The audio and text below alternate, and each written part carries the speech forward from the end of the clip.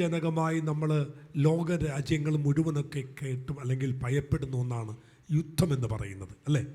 യുദ്ധം നമുക്കറിയാം. ഒരു സത്യം പറഞ്ഞാൽ ലോകമുണ്ടായതിൽ പിന്നെ ഏറ്റവും അധികം പണം മനുഷ്യൻ എന്തിനു വേണ്ടിയാണ് മുടക്കിയതെന്നൊരു പഠനം നടത്തിയപ്പോൾ ആ പഠനത്തിൽ ഏറ്റവും കൂടുതൽ വന്നത് യുദ്ധത്തിന് വേണ്ടിയാണ് മനുഷ്യൻ ഏറ്റവും കൂടുതൽ എന്ത് ചെയ്തത്? പണം ചെലവഴിച്ചത്. ഏറ്റവും കൂടുതൽ നാശനഷ്ടങ്ങൾ ഉണ്ടായത്. ഓക്കെ, ഫ്ലഡ് വന്നിട്ടുണ്ട്, അതൊക്കെ നമുക്കറിയാം. ഇന്ത്യയിൽ അല്ലെ കേരളത്തിലൊരു ഫ്ലഡ് വന്നു, അതൊക്കെ റിക്കവറി ചെയ്യാനായിട്ട് പെട്ടെന്ന് പറ്റിയെന്നുള്ളതാണ്, അല്ലേ? അതൊരു കൊടുങ്കാറ്റ് വന്നാലും നമുക്കറിയാം, നമുക്ക് മുമ്പിൽ എത്തണമുണ്ട്. ചുഴലിക്കാറ്റ് വന്നു, യോഗി വന്നു, അല്ലേ? ഇങ്ങനെ പല കാര്യങ്ങൾ വന്നു. ഇതൊക്കെ വന്നിട്ട് നമ്മളതെല്ലാം തിരിച്ചു പിടിച്ചു. പക്ഷേ യുദ്ധം എന്ന് പറയുന്നൊരു കാര്യം നേരിട്ടത് പല രാജ്യങ്ങളുടെയും നിലവാരങ്ങൾ പോലും ഇടിഞ്ഞുപോയി. സാമ്പത്തികമായി തകർന്നുപോയി, മാനുഷികമായി തകർന്നുപോയി. അപ്പോൾ ഒരു യുദ്ധങ്ങളുടെ ഒരു ഭൂമിയാണ് ഈ ഭൂമി, അല്ലേ? എവിടെ നിന്നാണ് യുദ്ധം ഉണ്ടായത്? ഞാൻ ഇന്നിങ്ങനെ ചിന്തിക്കാനിടയായി. യുദ്ധം എന്ന് പറയുന്നത് എന്തിനു വേണ്ടിയാണ് മനുഷ്യന് യുദ്ധം ചെയ്യുന്നത്?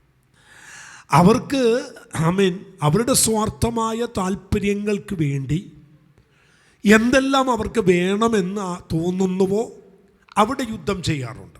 2, അവരുടേത് കടന്നു കയറി ശത്രു കൊണ്ടുപോകും എന്ന് തോന്നുമ്പോൾ അവരെന്ത് ചെയ്യാറുണ്ട്? യുദ്ധം ചെയ്യാറുണ്ട്. അപ്പോൾ യുദ്ധത്തിന് പല കാരണങ്ങളാണ്. 2ാം ലോക മഹായുദ്ധമൊക്കെ ഉണ്ടായതിനെക്കുറിച്ച് നമ്മൾ പഠിച്ചു വന്നാൽ, അല്ലേ? ഒരു രാജാവും രാജ്ഞിയും കൂടി ഒന്ന് ആഘോഷിക്കാൻ, വിവാഹത്തിന് ശേഷം ഒന്ന് ആഘോഷിക്കാൻ പോയ ഒരു ചരിത്രമാണ്, അല്ലേ? അതൊക്കെ നിങ്ങൾ കേട്ടിട്ടുണ്ടല്ലോ.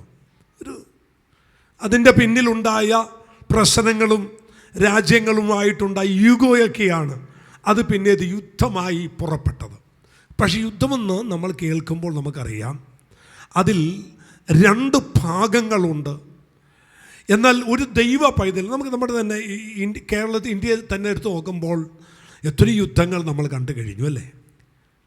എന്നാൽ നിങ്ങൾ എപ്പോഴെങ്കിലും ചിന്തിച്ചിട്ടുണ്ടോ, നാം സുരക്ഷിതമായി കിടന്നുറങ്ങുമ്പോഴും നാം തിന്നുകയും കുടിക്കുകയും ചെയ്യുമ്പോഴുമെല്ലാം നമ്മുടെ രാജ്യത്തെ ജീവൻ പണയം വെച്ചുകൊണ്ട് സംരക്ഷിക്കുന്ന ഒരു കൂട്ടം പട്ടാളക്കാരില്ലേ, അല്ലേ? ഈ 2 ദിവസം മുമ്പ് പോലും യുദ്ധത്തിൽ നമ്മുടെ ജവാന്മാർ മരിച്ചില്ലേ? പട്ടാളക്കാർ മരിച്ചു. അവർക്ക് എപ്പോഴാണൊന്ന് വീട് കാണാൻ പറ്റുന്നത്? അവർക്ക് എപ്പോഴാണ് അവരുടെ മാതാപിതാക്കളെ കാണാൻ പറ്റുന്നത്? അവർക്ക് നാം അനുഭവിക്കുന്ന സുഖ സൗകര്യങ്ങളൊന്നും തന്നെയില്ല. അവർ കരാറ് ചെയ്തിരിക്കുന്ന ആ യുദ്ധത്തിന് കൊടുത്തിരിക്കുന്ന കരാർ അനുസരിച്ച് 20 വർഷമോ 25 വർഷമോ അത്രയും സമയം അവർ യുദ്ധക്കളത്തിൽ തന്നെയാണ്, അല്ലേ? യുദ്ധക്കളത്തിൽ തന്നെയാണ്. അവരുടെ ഏറ്റവും വലിയ ലക്ഷ്യം എന്നാണെന്നറിയാമോ? ഞങ്ങൾ പ്രതിദാനം ചെയ്യുന്ന ഞങ്ങളുടെ രാജ്യം ഞങ്ങളുടെ കയ്യിലാണ്. ഞങ്ങളെ വിശ്വസിച്ചുകൊണ്ടാണ് ഇത്രയും കോടിക്കണക്കിന് ജനം ഇന്ത്യയിൽ സ്വസ്ഥമായി കിടന്നുറങ്ങുന്നത്. അവർക്ക് ഈ ബോധ്യമുണ്ട്. അവർ കാശ്മീർ ഇത്രയും തണുപ്പത്ത് കിടക്കുമ്പോഴും അവിടെ സുഖ സൗകര്യങ്ങളെല്ലാം അവർ വെടിയുമ്പോഴും അവരുടെ ലക്ഷ്യം എന്നാന്ന്, അവരുടെ കാഴ്ചപ്പാട് എന്നാണെന്നറിയാമോ? ഞങ്ങളെ വിശ്വസിക്കുന്ന ഇത്രയും കോടിക്കണക്കിന് ജനം ഞങ്ങളുടെ പുറകിലുണ്ട്. ഞങ്ങൾ ക്ഷീണിച്ചാൽ, ഞങ്ങൾ ആ യുദ്ധം താഴെ വെച്ചാൽ ഞങ്ങളുടെ രാജ്യം ഭീഷണിയിലാണ്, അല്ലേ? അത് നമ്മൾ മനസ്സിലാക്കുന്നില്ല. ഓക്കെ, നമ്മൾ സമാധാനപരമായി ഈ രാജ്യം പോകുന്നതിൻ്റെ പിന്നിൽ അതല്ലേ? അങ്ങനെയാണെങ്കിലേ എന്നും നമ്മൾ അറിയേണ്ട മറ്റൊരു കാര്യം, ഈ ആത്മീയ ലോകത്ത് നമ്മൾ നിൽക്കുമ്പോൾ, ശരിക്കും ദൈവവചനം പഠിച്ചു വരുമ്പോൾ നമ്മൾ നിൽക്കുന്നത് ഒരു പോർക്കളത്തിലാണ്. നമ്മൾ നിൽക്കുന്നത്.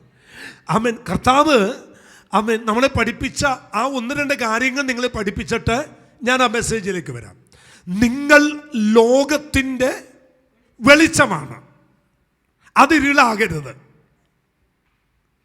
നിങ്ങൾ ലോകത്തിൻ്റെ വെളിച്ചമാണ്. ഒരു ദിവസം സൂര്യൻ ഉദിക്കാതിരുന്നാൽ, ഒന്ന് ആലോചിച്ച് നോക്കിയേ, ഒരു ദിവസം സൂര്യൻ ഉദിക്കുന്നില്ല, ആമേൻ. നമ്മൾ ആമേൻ അലാറിനൊക്കെ വെച്ചു. 6 മണിക്ക് നമ്മൾ എഴുന്നേക്കാൻ അലാറിനൊക്കെ വെച്ചു. അലാറിനടിച്ചു, എഴുന്നേറ്റു, അടുക്കളയിൽ ചെന്ന് കിച്ചൻ്റെ വാതിൽ തുറന്നു, വെളിച്ചമില്ല. 7 മണിയായി, വെളിച്ചമില്ല. സ്കൂൾ കുട്ടികൾ പോകേണ്ട സമയമായി, വെളിച്ചമില്ല. രാത്രി 10 മണി, രാവിലെ 10 മണിയായി, വെളിച്ചമില്ല.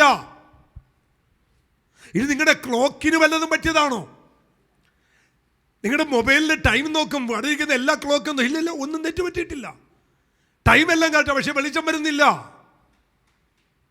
യേശു ഈ അർത്ഥത്തിലാ പറഞ്ഞേ, നിങ്ങൾ ലോകത്തിന് വെളിച്ചമെന്ന് പറഞ്ഞാൽ അവൻ ഇരുട്ടിന്റെ ശക്തിയെ മറികടന്ന് ലോകത്തിലേക്ക് വെളിച്ചം പകരാനുള്ള വെളിച്ചമാണ് നിങ്ങൾ.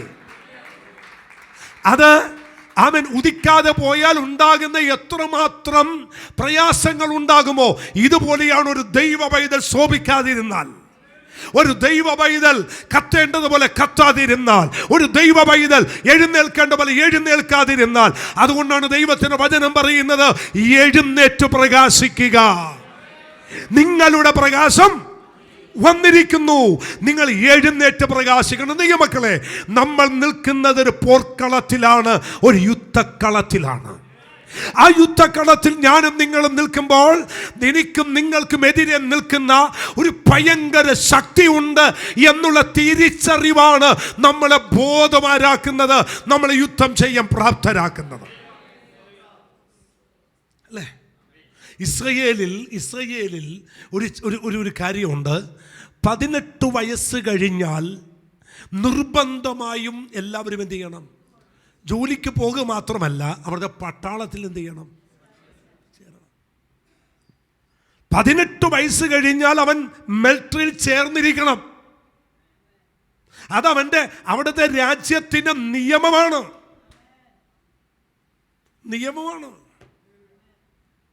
18 വയസ്സ് കഴിഞ്ഞോ നിങ്ങളുടെ മകൻ? പറ്റത്തില്ല. അവനെ അതിനുവേണ്ടി അവൻ സ്കൂളുകളിൽ പഠിച്ചാൽ, അവർ പഠിക്കുന്ന സ്കൂളുകൾ റിക്രൂട്ട്മെന്റ് ചെയ്ത് അവരെ അതിനുവേണ്ട ട്രെയിനിങ് കൊടുത്ത് അവരെ സന്നദ്ധരാക്കി നിർത്തും. എന്ന് വെച്ചാൽ 18 വയസ്സ് കഴിഞ്ഞ് 20 വയസ്സുകാരന് 22 വയസ്സ് എന്ന് പറയുന്ന ഇസ്രയേലിലെ യൗവനക്കാര് നല്ല യുദ്ധം തന്ത്രം പഠിച്ചവരാ. മനസ്സിലാവുന്നുണ്ടോ? അവരുടെ അടുത്ത് എന്നിട്ട് അവൻ സ്തോത്രം 38-ാമത്തെ വയസ്സിൽ യുദ്ധതന്ത്രം പഠിച്ചവൻ ചെന്ന് അവരുടെ യുദ്ധം ചെയ്യാൻ ചെന്നാൽ അവർ ചുരുട്ടിക്കൂട്ടി അവൻ ഗലീല കടലിലേക്ക് വലിച്ചെറിയുന്ന ശക്തി അവിടെ അകത്തുണ്ട്. കാരണം അവരെ അങ്ങനെയാണ് പരിശീലിപ്പിക്കുന്നത്. മനസ്സിലാവുന്നുണ്ടോ നിങ്ങൾക്ക്? അതുകൊണ്ട് ഇസ്രയേൽ മക്കളെ സംബന്ധിച്ച് അവർ യുദ്ധം എന്തല്ല, യുദ്ധം അവർക്ക് പേടിയല്ല. ഞാൻ കഴിഞ്ഞ ദിവസം ഇങ്ങനെ പറഞ്ഞില്ല, ഇവിടെ പറഞ്ഞു എന്ന് എനിക്കറിയത്തില്ല. ഇസ്രയേലിൽ എൻ്റെ ഒരു സ്നേഹിതൻ വീഡിയോ കോൾ ചെയ്യുമ്പോൾ 21 വയസ്സുള്ള ഒരു മകൻ, ചെറുമകൻ 85 വയസ്സുള്ള അപ്പൂപ്പനെ കാണാൻ ആ വീട്ടിൽ വന്നിരിക്കുന്നു. അപ്പോൾ വീഡിയോ കോൾ ചെയ്യുന്നിടത്ത് എന്നോട് പറയുകയാണ്, ദേ ഞങ്ങളുടെ വീട്ടിലെ ആമേൻ അപ്പ എന്നാ വിളിക്കുന്നത്, അപ്പൂപ്പനെ അപ്പയെ കാണാനായിട്ട് കൊച്ചുമകൻ വന്നിട്ടുണ്ട്, ഞാൻ ഒന്ന് കാണിച്ചു തരാം. ആമേൻ അപ്പൂപ്പൻ്റെ അടുത്തിരിക്കുക, അവൻ്റെ തൊട്ടടുത്ത് അവനേലും വലിയൊരു മിഷൻ കണ്ടിരിക്കുന്നു. അവൻ ഞാൻ ചോദിച്ചു, അവൻ്റെ കയ്യിലിരിക്കുന്ന തോക്കല്ലേ? അത് തോക്ക, മിഷൻ കണ്ട. അവൻ 21 വയസ്സ് 22 വയസ്സേ ഉള്ളൂ, അവൻ പട്ടാളത്തിലാ. അവൻ നടക്കുമ്പോൾ പോലും അപ്പൂപ്പനെ കാണാൻ വന്നപ്പോൾ പോലും എന്ത് ചെയ്യുന്നുണ്ട്? ആയതുകൊണ്ട്. അപ്പൊ ഞാൻ ചോദിച്ചു, ഈ അപ്പൂപ്പനെ കാണാൻ വരും? ഇല്ലില്ല, അവർക്ക് താഴെ വെക്കാൻ പാടില്ല, അവർക്കത് താഴെ വെക്കാൻ പാടില്ല. കാരണം എന്നവൻ യുദ്ധത്തിൽ ചേരും എന്ന് സൈൻ ചെയ്തോ അന്നു മുതൽ അതിനകത്തവൻ റിട്ടയർമെന്റ് ആകുന്നത് വരെ അവന്റെ കയ്യിൽ നിന്നും ആ യുദ്ധം മാറാൻ പാടില്ല. മനസ്സിലാവുന്നുണ്ടോ നിങ്ങൾക്ക്?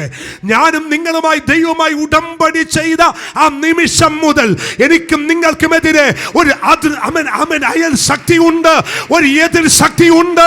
ആ ശക്തി എനിക്കെതിരെ നിനക്കെതിരെ ഏത് സമയത്ത് പോരാടുമെന്ന്, ഏത് സമയത്ത് നിനക്കെതിരെ യുദ്ധം ചെയ്യുമെന്ന് അറിയാത്തത് കൊണ്ട് നിന്റെ മരണം വരെ ആ യുദ്ധം താഴെ വെക്കരുത്.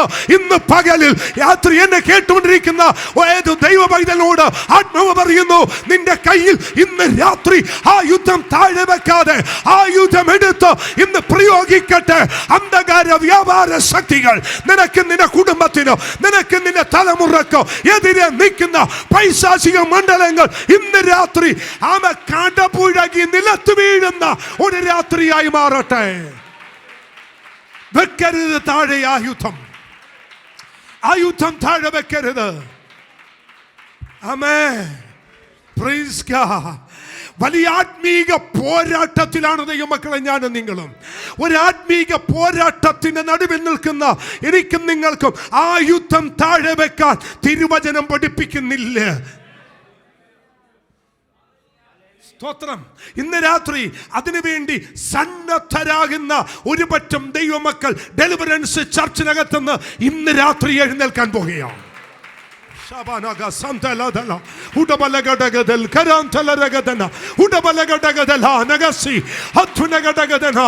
വെല്ലുവിളി അവർക്ക് പുത്തരിയല്ല. ശത്രുവിന്റെ അട്ടഹാസങ്ങൾ അവർക്ക് പുത്തരിയല്ല. ശത്രു കൊണ്ടുവരുന്ന ആയുധങ്ങൾ കണ്ട് അവർ ഭാരപ്പെടുകയില്ല. കാരണം അവർക്കറിയാം, ഇതിലും വലിയ ആയുധ തന്ത്രങ്ങൾ ദൈവം ഞങ്ങളെ പഠിപ്പിച്ചിട്ടുണ്ട്. സ്തോത്രം. ഈ രാത്രി വളരെ ശക്തമായി എന്നോട് ആത്മാവിന്ന് ഇടപെട്ടൊരു മെസ്സേജാണ് ഞാൻ നിങ്ങൾക്ക് കൈമാറുന്നത്. നിങ്ങൾക്കറിയാമോ, ആമേൻ, സ്തോത്രം, ആമേൻ, ഇസ്രായേൽ സൈന്യവും മിസ്രയീമ്യ സൈന്യവും തമ്മിൽ അടുക്കാതെ വണ്ണം എന്നൊരു വാക്യമുണ്ട് പുറപ്പാടിൽ 14. വായിക്കണമെന്നില്ല.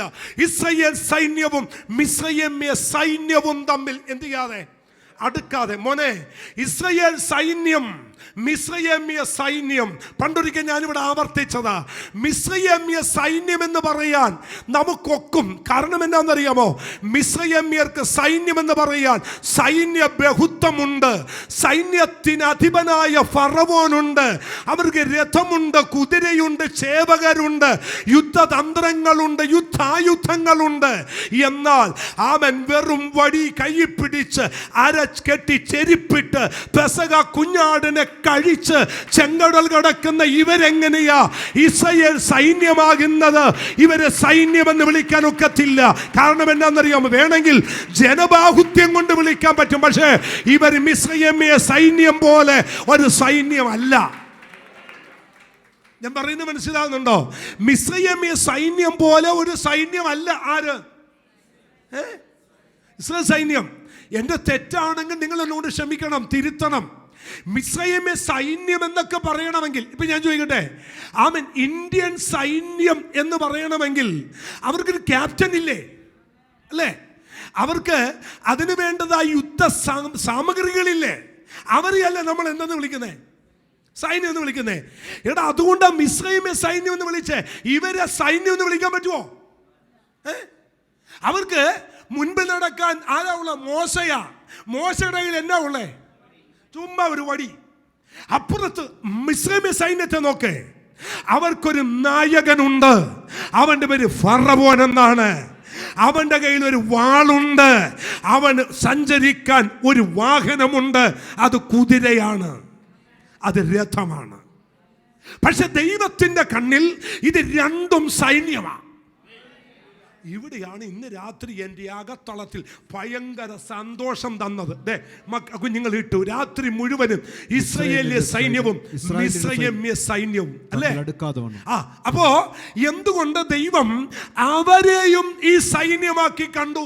ഒറ്റ കാര്യം പറയാം. മിസ്രയീമ്യർക്ക് ആരുണ്ട്? നായകനുണ്ട്. ഇസ്രായേൽ മക്കൾക്ക് ആരില്ല? നായകനില്ല. അവരുടെ കാഴ്ചയ്ക്ക് ഇവരുടെ മുമ്പിൽ ഒരു നായകനില്ല. പക്ഷെ തമ്പുരാൻ പറഞ്ഞു, ജനത്തോട് പറ ഉറച്ചു നിൽക്കാൻ. ജനത്തോട് പറ ഉറച്ചു നിൽക്കാൻ. നിങ്ങളുടെ സൈന്യങ്ങളുടെ നായകൻ ഞാനാണ്. ഭൂത് മനസ്സിലായോ? നിങ്ങളുടെ സൈന്യങ്ങളുടെ നായകൻ ഞാനാണ് കുഞ്ഞെ. കാണത്തക്ക രീതിയിൽ നിന്റെ മുമ്പിൽ നിൽക്കാൻ, നിന്റെ മുമ്പിൽ വാള് പിടിക്കാൻ, നിന്റെ മുമ്പിൽ ആയുധം ധരിക്കാൻ ആരുമില്ലെന്ന് കരുതി നിങ്ങൾ വിചാരിക്കരുത്. നിന്നിൽ മുന്നിൽ നിൽക്കാൻ ഒരു നായകൻ ഇല്ലെന്ന് വിചാരിക്കരുത്. ഇന്ന് രാത്രി വിശ്വാസ കൺകൾ ഉയർത്തി കരമടിച്ചാരാധിച്ച് അന്യഭാഷ പറഞ്ഞ് ദൈവത്തിന് മഹത്വം കൊടുത്ത് ഒന്ന് ദൈവത്തെ ആരാധിച്ചു പറ, ഞങ്ങളുടെ മുമ്പിൽ നടക്കാൻ സൈന്യങ്ങളുടെ നായകനായ യഹോവയാം ദൈവം ഇന്ന് രാത്രി ഞങ്ങൾക്ക് വേണ്ടി യുദ്ധം ചെയ്യുന്നുണ്ട്.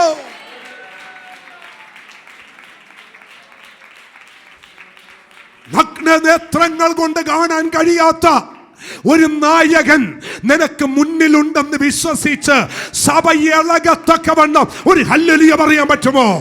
അവൻ കാഴ്ചക്കാർക്ക് കാണാൻ കഴിയാത്തതുപോലെ, വ്യക്തികൾക്ക് കാണാൻ കഴിയാത്തതുപോലെ, അത് മനുഷ്യന്റെ കണ്ണുകൾക്ക് കാണാൻ കഴിയാത്തതുപോലെ ഒരു വലിയ സൈന്യങ്ങളുടെ നായകനായ അത്ഭുതമന്ത്രി, വീരനാം ദൈവ, ഇസ്രായേലിന്റെ ദൈവ, നായകനായ ഒരു ദൈവ ഇന്ന് രാത്രി എന്റെ മുമ്പിൽ ആമേൻ ഉണ്ടെന്ന് വിശ്വസിക്കുന്നവർ വേണം ദൈവത്തിന് മഹത്വം കൊടുക്കാൻ.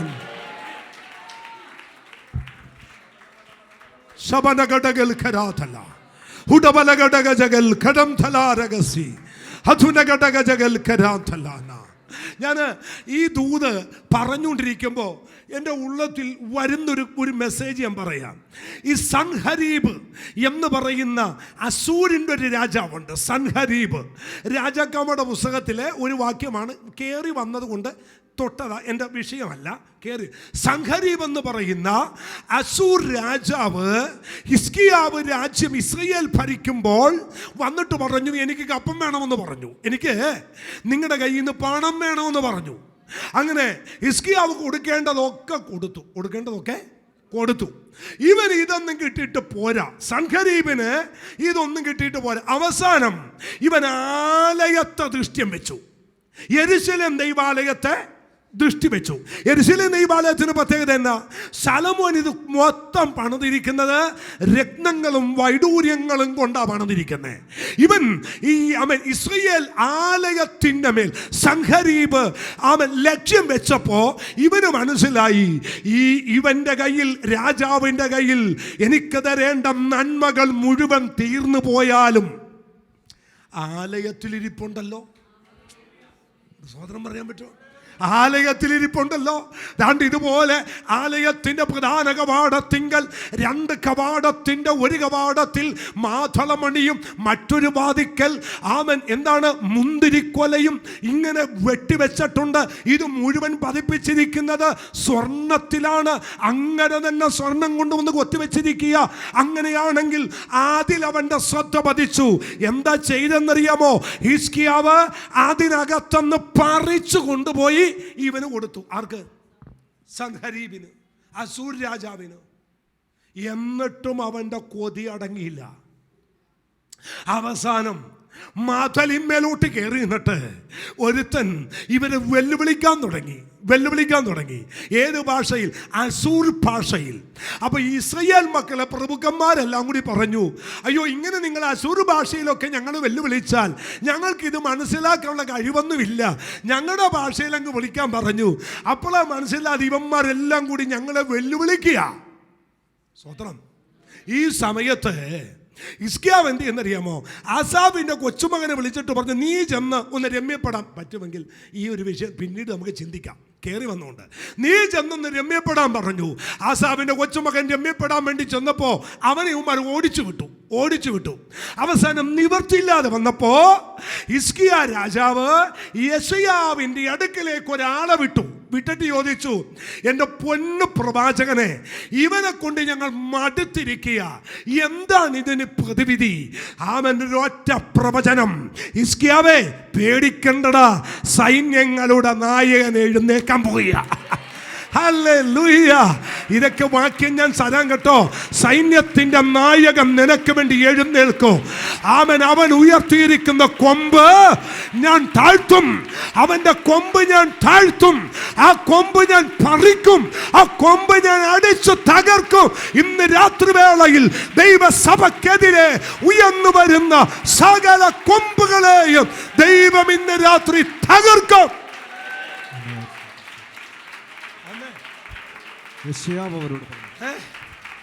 ജീസസ്. കിട്ടിയോ? 37-ാമത്തെ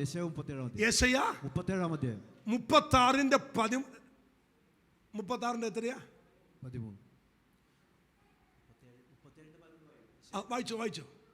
യെശയ്യാവ് അവരോട് പറഞ്ഞത്, നിങ്ങൾ നിങ്ങളുടെ യജമാനോട് പറയേണ്ടത് എന്തെന്നാൽ, ആ. യഹോവ ഇപ്രകാരം അരുളി ചെയ്യുന്നു, നിങ്ങൾ പോയി യജമാനോട് നിക്കക്കള്ളിയില്ലാതെ വരുമ്പോഴേ പ്രവാചകൻ എടുത്ത് ആലോചന ചോദിക്കാൻ ചെന്നതാ.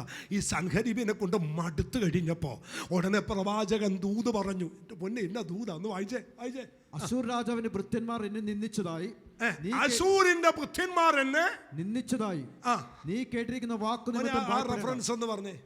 37 യെശയ്യാ 37-ന്റെ 7-ാം വാക്യം. യെശയ്യാ 37-ന്റെ 6-ാമത്തെ 6-ഉം 7-ഉം വാക്യം വായിച്ചോ. ഞാൻ അവനൊരു മനോഭിഭ്രമം വരുത്തും, അവനൊരു ശ്രുതി കേട്ടിട്ട് സ്വദേശത്തേക്ക് മടങ്ങിപ്പോകും.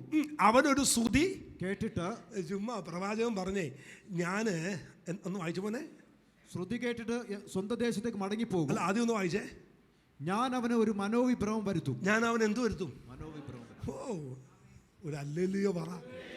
നമ്മുടെ തമ്പുരാന്റെ കയ്യിലാണോ യുദ്ധതന്ത്രം ഇല്ലാത്ത? അവൻ ഞാൻ അവനൊരു മനോവിഭ്രമം വരുത്തും. അടുത്തത്, അവനൊരു ശ്രുതി കേട്ടിട്ട് സ്വദേശത്തേക്ക് മടങ്ങിപ്പോകും. സ്വദേശത്തേക്ക് എന്ത് ചെയ്യും? മടങ്ങിപ്പോകും. ഒരു ശ്രുതി കേൾക്കും. എന്ത് കേൾക്കുമെന്ന്? ശ്രുതി കേട്ടു. അപ്പൊ നിങ്ങൾ വിചാരിച്ചു ഈ വരുന്ന വഴിക്ക് ഇവൻ എന്ത് ശ്രുതിയാ കേൾക്കുന്നത്? ആ ശ്രുതി ഒന്ന് ഞാൻ പറഞ്ഞോട്ടെ, സമയമില്ലാത്തതുകൊണ്ടാ. ഇവന്മാരെല്ലാം കൂടി ഇങ്ങനെ നിൽക്കുന്ന സമയത്തെ ഒരു ദൂതൻ സ്വർഗത്തിൽ നിന്ന് ഇറങ്ങി. പുള്ളി ഒന്നിങ്ങനെ കറങ്ങി തിരിഞ്ഞു വന്നപ്പോൾ 1,85,000 പേരെ വെട്ടി താഴെ ഇട്ടു. ഈ ശ്രുതി കേട്ടു. ഇപ്പോഴും നിങ്ങൾക്ക് മനസ്സിലായില്ല? യുദ്ധത്തിന് വേണ്ടി ഇത്രയും അശൂർ സൈന്യം സൻഹരീബ് അഹങ്കാരത്തോടെ തല ഉയർത്തി നിൽക്കുമ്പോ ഒരുത്തം വന്നിട്ട് പറഞ്ഞു, എൻ്റെ പൊന്ന് സാറും അറിഞ്ഞോ, ആകെ നമ്മുടെ രാജ്യത്തുള്ള പട്ടാളം എന്ന് പറയുന്നത് 2 ലക്ഷം പട്ടാളമാണ്. അതിൽ 1,85,000 പേര് ഇപ്പോഴേ പോയി. അങ്ങ് എന്താന്ന് ചെയ്യാൻ പറഞ്ഞു. വന്ന വഴി തന്നെ അവൻ തിരിച്ചോടി. ഒരു സ്വതന്ത്രം പറഞ്ഞേ. ഇനി ഓടുക മാത്രമല്ല സാജൻ ബ്രദറെ, ഇവൻ ഓടിയിട്ട് എന്ത് ചെയ്യുന്നറിയാമോ? അശൂർ രാജാവ് ഓടിച്ചെന്നിട്ട് ഒരു ക്ഷേത്രത്തിനകത്തോട്ട് കയറി. ആ ക്ഷേത്രത്തിനകത്ത് കയറി ഒളിച്ചിരിക്കുമ്പോൾ ഇവന്റെ മക്കള് ഇത്രയും പ്രശ്നം ഉണ്ടാക്കി 1,85,000 പേരെ പട്ടാളെ കൊല്ലാനാക്കിയ സൻഹരീബിന്റെ മക്കള് ചെന്നിട്ട് അമ്പലത്തിയിട്ട് വെട്ടിക്കൊന്നു. ആരെ? അശൂർ രാജാവിനെ. അവനോട് ശ്രുതിയേക്ക് വന്ന് യെശയ്യാ പറഞ്ഞു, നീ പോക്കോടാ, നീ ചെന്ന് രാജാവിനോട് പറ, അവനോട് ശ്രുതി കേൾക്കും. ഇതൊക്കെ എന്നെ പഠനമെന്നറിയോ? അവനോട് ശ്രുതി കേൾക്കും. എന്ത് ശ്രുതി? വരുന്ന വഴിക്ക് അവൻ്റെ ചെവി കേൾക്കും. നിന്റെ പട്ടാളമൊക്കെ എത്ര പേര്? 1000 പേരല്ല ഇറങ്ങിയത്, ഒരൊറ്റ ദൂതൻ ഇറങ്ങി 1,85,000 പേരെ കൊന്നൊടുക്കി. Oh Jesus! യുദ്ധസന്നദ്ധനായി ഇന്ന് രാത്രി നമ്മുടെ ആലയത്തിനകത്ത്, ഈ ദൂത് കേൾക്കുന്നവരുടെ ഭവനത്തിനകത്ത് യുദ്ധസന്നാഹരായ ദൂതന്മാർ ഇന്ന് രാത്രി ഇറങ്ങി വരുന്നുണ്ട്. നിനക്കെതിരെ നിൽക്കുന്ന സകല വെല്ലുവിളികളെയും യുദ്ധം ചെയ്യേണ്ടതിന് സൈന്യങ്ങളുടെ യഹോവയായ ദൈവം ഇന്ന് രാത്രി ഇറങ്ങി വന്നിട്ടുണ്ട്.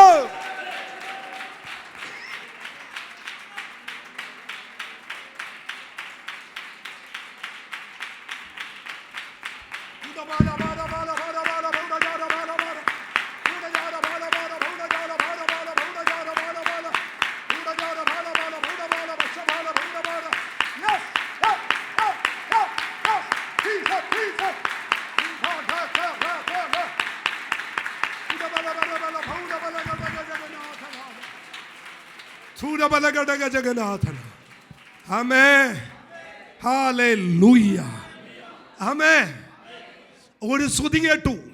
ആ ഒറ്റ ശ്രുതിയിൽ ഉണ്ടായിരുന്നു ഇവൻ തിരിച്ചോടാനുള്ള ദൂത്. രാമൻ പറ, തമ്പുരാനെ ഉയർത്ത്. ഒരിക്കൽ പോലും ഹൃദയത്തിൽ ചിന്തിക്കരുത് ഒരു ഉണക്ക ദൈവത്തെ സേവിക്കാൻ ഇറങ്ങിയെന്ന്. അല്ല, സേവിക്കാൻ ഇറങ്ങിയത് ആ തുന്നതനെയാണ്. ഈ ദൈവത്തെ പോലെ ഒരു ദൈവമില്ലെന്നേ. ഈ ദൈവത്തെ പോലെ ആരാധിപ്പാൻ, ഈ ദൈവത്തെ പോലെ സേവിക്കാൻ കൊള്ളാവുന്ന ഒരു ദൈവം ഉലകത്തിൽ വേറെ ഇല്ലെന്ന്.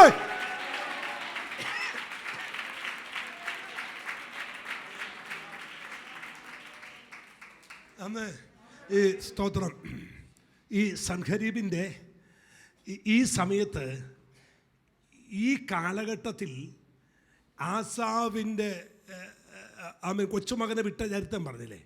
അപ്പോൾ ആസാവ് പാടിയ സങ്കീർത്തനം 75 സങ്കീർത്തനം. ഈ സന്ദർഭോചിതമായി ആസാവ് എഴുതിയതാ. ഏത്? ഒരു സ്തുതി കേട്ടു, സൻഹരീബ് തിരിച്ചോടി, അവനെ മക്കൾ തട്ടി. ഈ ദൂതിൻ്റെ പുറകിൽ എഴുതിയതാ 75 സങ്കീർത്തനം. അതിന് ഒരു വാക്യം ഒന്ന് വായിച്ചാൽ മതി. ദൈവമേ, ഞങ്ങൾ നിനക്ക് സ്തോത്രം ചെയ്യുന്നു. അത് അന്ന് നമുക്ക് സമയം ഇല്ലാത്തതുകൊണ്ട് ഞാൻ ഒരു വാക്യം, സ്തോത്രം, ഈ 5-ാമത്തെ വാക്യം, 4-ഉം 5-ഉം വാക്യം. ഡംബം കാട്ടരുന്ന ഡംബികളോടും ഡംബികളോടും കൊമ്പുയർത്തരുതെന്ന് ദുഷ്ടന്മാരോട് ഞാൻ പറയുന്നു. ഇതേ സൻഹരീബിനോട് പറഞ്ഞതാ. നീ ആവശ്യമില്ലാതെ എന്ത് കാണിക്കരുത്. നമ്മൾ പറയില്ല അത് നമ്മൾ പറയുന്നത് എന്നാ, നമ്മൾ സാധാരണ ഭാഷ പറഞ്ഞ് നീ അവൾ ഡംബിയാന്നൊക്കെ പറയല്ലേ, അവൻ ഭയങ്കര ഡംബനാന്നൊക്കെ പറയില്ലേ. ഈ അതേ ഭാഷയാണ്, ഡംബം കാണിക്കരുത്. സൻഹരീബ് അല്പം ഒന്ന് ഡംബം കാണിച്ചത് അതാണ്ട് കിടക്കുന്നു. എവിടെ? സ്വന്തം മക്കൾ വെട്ടിക്കൊന്നു. ആ ചരിത്രമാണ് 75 സങ്കീർത്തനം. അവൻ ഡംബം കാണിക്കരുതെന്ന് ഡംബികളോടും കൊമ്പുയർത്തരുതെന്ന് ദുഷ്ടന്മാരോടും ഞാൻ പറയുന്നു. നിങ്ങളുടെ കൊമ്പ് എവിടേക്ക് ഉയർത്തരുത്? മേലോട്ട് ഉയർത്തരുത്. ശാഠ്യത്തോടെ സംസാരിക്കരുത്. എന്നിട്ട് അതിന്റെ സ്തോത്രം 10-ാമത്തെ വാക്യം ഒന്ന് വായിച്ചേ. ദുഷ്ടന്മാരുടെ കൊമ്പുകളൊക്കെ ഞാൻ മുറിച്ചു കളയും. ദുഷ്ടന്മാരുടെ കൊമ്പെല്ലാം ഞാൻ എന്ത് ചെയ്യും? മുറിച്ചു കളയും. ഇതാ വാക്യം. ഈ വാക്യം ഞാൻ ഈ പറഞ്ഞ ചരിത്ര പശ്ചാത്തലമാണ്. 75 സങ്കീർത്തനം. പറ്റുമെങ്കിൽ ഒരു ദിവസം നമുക്കിത് ഡീറ്റെയിൽ ആയിട്ടൊന്ന് പഠിക്കാം. പോട്ടെ, അത് നമ്മുടെ വിഷയമല്ല. കയറി വന്നതുകൊണ്ട് നമ്മളൊന്ന് തൊട്ടേ ഉള്ളൂ. അപ്പം തിരിച്ചു വരാം. യുദ്ധസന്നാഹനായ ഒരു ദൈവം നമുക്കില്ലേ? അല്ലേ? ഉണ്ടോ? ഈ നമ്മുടെ ദൈവത്തിന് 365-ലധികം പേരുകൾ ഉണ്ടെന്ന വേദപഠിതാക്കൾ പറയുന്നത്. എല്ലാം ഒന്നും എനിക്കറിയത്തില്ല. കുറച്ചൊക്കെ നമ്മൾ പാടുമ്പോഴും പ്രാർത്ഥിക്കുമ്പോഴൊക്കെ പറയാറുണ്ട്. അതിൽ ഒരു പേരാണ് സൈന്യങ്ങളുടെ യഹോവ. അതാണ് അവൻ്റെ പേര്, സൈന്യങ്ങളുടെ. എങ്ങനെ ദൈവത്തിന് അവൻ സൈന്യങ്ങളുടെ യഹോവ എന്ന് പേര് വന്നു? അതൊരൊറ്റ കാര്യമേ ഉള്ളൂ. ദാണ്ട് നമ്മൾ നേരത്തെ വായിച്ചില്ലേ? എവിടെ? പുറപ്പാട് പുസ്തകത്തിൽ ഇസ്രായേലിയ സൈന്യവും മിസ്രൈമേ സൈന്യവും. ഇസ്രായേൽ മക്കൾക്ക് സൈന്യാധിപനായി നിൽക്കാൻ ഫറവോനെ പോലെ ആയുധം പിടിച്ച ഒരുവനില്ലായിരുന്നു. മുൻപിൽ വടി പിടിച്ച മോശ മാത്രമേ ഉണ്ടായിരുന്നുള്ളൂ. എന്നാൽ നിങ്ങൾ തിരിച്ചറിയേണ്ട ഒരു കാര്യം, ഇസ്രായേൽ ജനത്തിൻ്റെ മുമ്പിൽ നായകനായി നിന്നത് ഒരൊറ്റ വ്യക്തിയാണ്, ഒരു ശക്തിയാണ്. അത് ഇസ്രായേലിൻ്റെ ദൈവം മാത്രമാണ്. വിശ്വസിക്കുന്നവർ കരമടിച്ച ദൈവത്തിന് നന്ദി പറ. ഈ രാത്രി ഈ ദൂത് നിങ്ങൾ വിശ്വസിക്കണം. അങ്ങനെയാണെങ്കിൽ നാം നിൽക്കുന്നത് എവിടെയാണ്? ഒരു പോരാട്ടത്തിലാണ് നിൽക്കുന്നത്. നാം നിൽക്കുന്നത് യുദ്ധക്കളത്തിലാണ് നിൽക്കുന്നത്. ഒരു ഹല്ലേലൂയ പറ. ആമേൻ. ഇനി 1-2 കാര്യങ്ങൾ പറഞ്ഞിട്ട് നമുക്ക് നമ്മുടെ സബ്ജക്റ്റിലേക്ക് വരാം. ഒരു പോർക്കളത്തിൽ നമ്മൾ നിൽക്കുമ്പോൾ, ഒരു യുദ്ധക്കളത്തിലാണ് എന്ന് നമ്മുടെ അകത്തൊരു ബോധ്യം വന്നാൽ മാത്രമേ നമ്മുടെ നിൽപ്പും നമ്മുടെ നടപ്പും നമ്മുടെ പോക്കും വരവുമെല്ലാം മാറ്റം വരും. ഞാൻ നിൽക്കുന്ന എവിടെയാ? യുദ്ധക്കളത്തിലാണ്.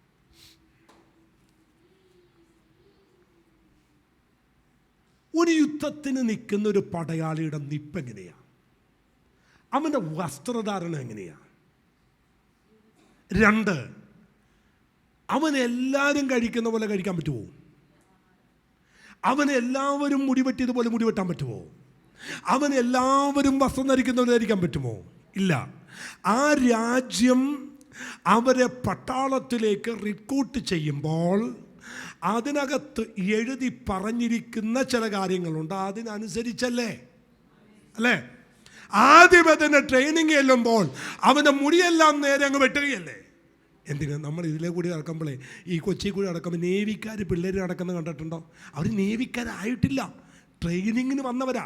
പക്ഷെ കണ്ടിട്ടില്ലേ, അവരെല്ലാം മറ്റേ നീല ഷർട്ടും ഒക്കെ ഇട്ട് പാൻറ്റും ഇട്ട്, പക്ഷെ അവരുടെ നമ്മൾ കാണുമ്പോൾ തന്നെ അവർ നേവി ലുക്കല്ലേ? അല്ലേ? അവർ നേവിക്കാരായോ? ആയിട്ടില്ല. അവരുടെ ആ സ്റ്റാറൊക്കെ കിട്ടിയോ? കിട്ടിയിട്ടില്ല. അതിനകത്തേക്ക് അവർ കരാറ് ചെയ്ത് ഒപ്പുവെച്ച് കാൽച്ചുവട് വെച്ചപ്പോൾ തന്നെ അവിടെ രീതികൾ മാറിയത് കണ്ടോ? ഇനി അങ്ങനെ യുദ്ധത്തിന് ചേർന്ന ഒരു പടയാളി വഴിയറമ്പിൽ നിന്ന് ആരോടെങ്കിലും കുശലം പറഞ്ഞ് നിൽക്കുന്നത് കണ്ടിട്ടുണ്ടോ? ഉണ്ടോ? അങ്ങനെ ആരെങ്കിലും കുശലം പറഞ്ഞ് നിൽക്കുന്നത് കണ്ടാൽ അടുത്ത മറുപടി എന്നാന്നറിയോ?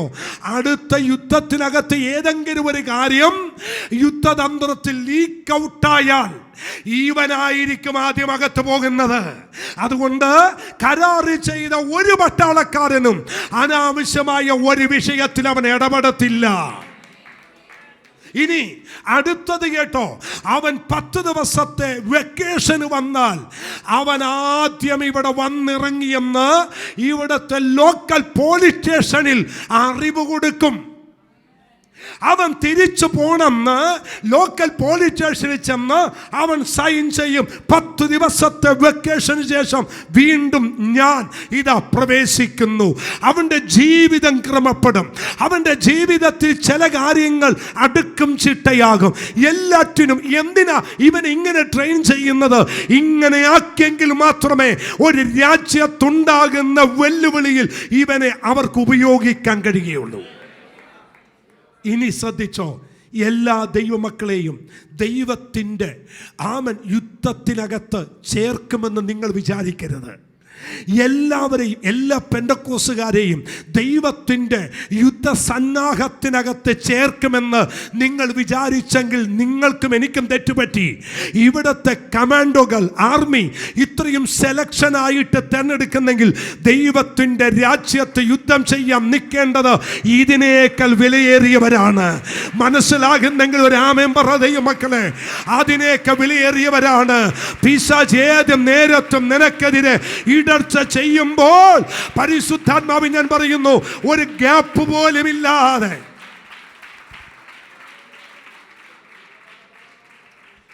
സ്തോത്രം സ്തോത്രം ഒരു ആമേൻ പറ.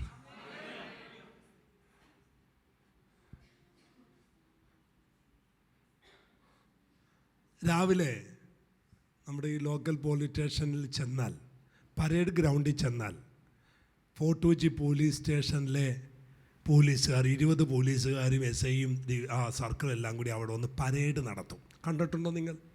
രാവിലെ ഒന്ന് പോയാൽ കാണാം, അവിടെ പരേഡുണ്ട്. ഈ പരേഡ് നടത്തുന്ന സമയത്ത് സ്ഥലം SI വന്നിട്ട് ഇവരുടെ മുമ്പിൽ കൂടി ഇങ്ങനെ നടക്കുന്നത്. അപ്പോൾ ഞാൻ 1-2 പ്രാവശ്യം ഇത് കണ്ടതുകൊണ്ടാണ് പറയുന്നത്. ഇങ്ങനെ നടക്കുന്ന സമയത്ത് ഒരാൾ ഈ ഷർട്ട് ഇൻസൈഡ് ചെയ്തിട്ട് കുറച്ചിങ്ങനെ കിടക്കുക. ഉടനെ തന്നെ പുള്ളി ആ കൂട്ടത്തിൽ നിന്ന് പുറത്തു പോയി അവിടെ പോയി എല്ലാം ഇട്ട് ബെൽറ്റെല്ലാം പക്കയിട്ട് കൊണ്ടുവന്നിരുന്നു. അങ്ങനെ കുറച്ച് ഇങ്ങോട്ട് വന്നപ്പോൾ ഒരാളുടെ ഷൂ മൊത്തം ബ്ലാക്ക്, ഇത് പോളിഷ് ചെയ്തിട്ടില്ല, ഷൂ പോളിഷ് ചെയ്തിട്ടില്ല. സോറി സാർ, ഇപ്പം തന്നെ ചെയ്യാം. ഞാൻ ഞെട്ടിപ്പോയി. ആ ഇൻസൈഡ് ചെയ്തിരിക്കുന്ന അതിനകത്തൊരു മാറ്റം വരാൻ പാടില്ല. ഷൂ പോളിഷ് ചെയ്തിട്ടില്ല, ഇതിന് പണിഷ്മെൻറ്റാണ്.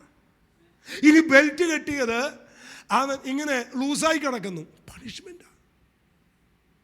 ഏതെങ്കിലും പട്ടാളക്കാർ, കുടവേറുള്ള പട്ടാളക്കാരെ കണ്ടിട്ടുണ്ടോ? അവന് കുടവേർ കൂടി അപ്പം തന്നെ ഡിസ്മിസ്, പൊക്കോ. കേരള പോലീസ് കാണും 3-4 വയറുള്ളവരൊക്കെ, പക്ഷെ പെട്രി കാണത്തില്ല, എടുക്കത്തില്ല. ആൻറ്റി അവിടെ വർക്ക് ചെയ്തതല്ലേ? ആ വർക്ക് ചെയ്ത് ആൻറ്റിയോട് ഞാൻ അതുകൊണ്ടാണ് ഇത്രയും കൃത്യമായിട്ട് പറയുന്നത്. PT പരേഡെല്ലാം ഉണ്ട്. അപ്പം ഞാനിത് പ്രസംഗിക്കുന്നതിന് മുമ്പ് ഇതൊരു സ്റ്റഡി നടത്തിയിട്ടാണ് ഞാൻ പ്രസംഗിക്കുന്നത്. അല്ലെങ്കിൽ ആൻറ്റി എന്നോട് ചോദിക്കില്ല ഇങ്ങനെയൊന്നും ഇല്ലെന്ന്. ഞാൻ ശരിക്കും സ്റ്റഡി നടത്തിയിട്ടാണ് ഇത് പ്രസംഗിക്കുന്നത്. അപ്പം ഇത്രയും കൃത്യമായിട്ട് നമ്മുടെ ലോകത്തിലെ പട്ടാളക്കാർ ട്രെയിൻ ചെയ്യുന്നെങ്കിൽ കർത്താവ് എന്നോട് പറയാൻ പറഞ്ഞു, നിങ്ങൾ ഒരു പോർക്കളത്തിലാണ്. ഡെലിവറൻസ് ചർച്ചിലെ ദൈവമക്കളെല്ലാം ഒരു യുദ്ധക്കളത്തിലാണ് നിൽക്കുന്നത്. ഒരു യുദ്ധത്തിന് സന്നാഹരായി നിൽക്കുകയാണ്. അങ്ങനെയാണെങ്കിൽ നമ്മളത് നമ്മുടെ ശത്രുവാരാ? കാശ്മീരുകാരാണോ, പാകിസ്ഥാൻകാരാണോ, ചൈനക്കാരാണോ, ആരാണ് നമ്മുടെ എതിരാളികൾ? ഒന്ന് ശ്രദ്ധിച്ചേ. നമുക്കൊരു വാക്യത്തിലേക്ക് വരാം. എഫേസ്യ ലേഖനം 6-ാം അധ്യായം 12-ാമത്തെ വാക്യം നമുക്ക് എല്ലാവർക്കും അറിയാവുന്നൊരു വാക്യം തന്നെയാണ്, അല്ലേ? നമുക്ക് പോരാട്ടമുള്ളത് ജഡരക്തങ്ങളോടല്ല, വാഴ്ചകളോടും അധികാരങ്ങളോടും ഈ അന്ധകാരത്തിന്റെ ലോകാധിപതികളോടും സ്വർലോകങ്ങളിലെ ദുഷ്ടാത്മസേനോടും അത്രേ. അതുകൊണ്ട് നിങ്ങൾ ദുർദിവസത്തിൽ എതിർപ്പാനും സകലവും സമാപിച്ചിട്ട് ഉറച്ചു നിൽപ്പാനും കഴിയേണ്ടതിന് ദൈവത്തിന്റെ സർവായുധവർഗം എടുത്തുകൊള്ളുവിൻ. നിങ്ങളുടെ ഞാനൊന്ന് പറഞ്ഞോട്ടെ, ഈ പിശാചിനെ കുറിച്ച് ചില കാര്യം ആദ്യം ഞാൻ ഒന്ന് പറഞ്ഞിട്ട് വരാം. പിശാച് ഉണ്ടെന്ന് പോലും വിശ്വസിക്കാത്തവരുണ്ട്. പിശാച് ഉണ്ടെന്ന് പോലും വിശ്വസിക്കാത്തവരുണ്ട്. പിശാച് അങ്ങനെ ഒരു സംഭവം ഇല്ല.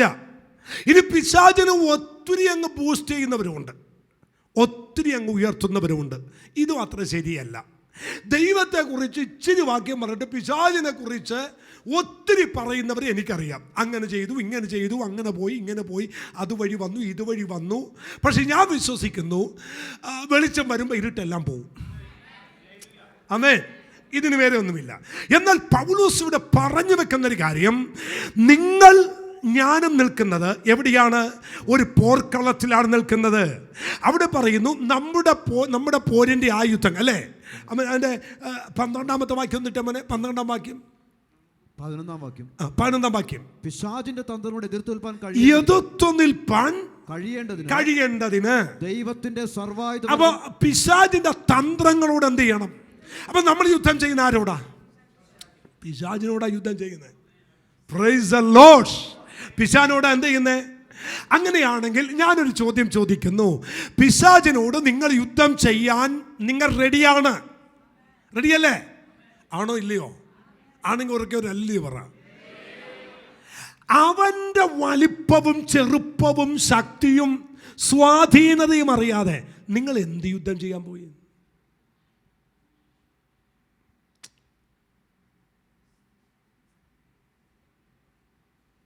ഗുസ്തി മത്സരത്തിന് കയറുമ്പോൾ പ്രായം നോക്കത്തില്ല. പക്ഷേ 60 കിലോ 50 കിലോ.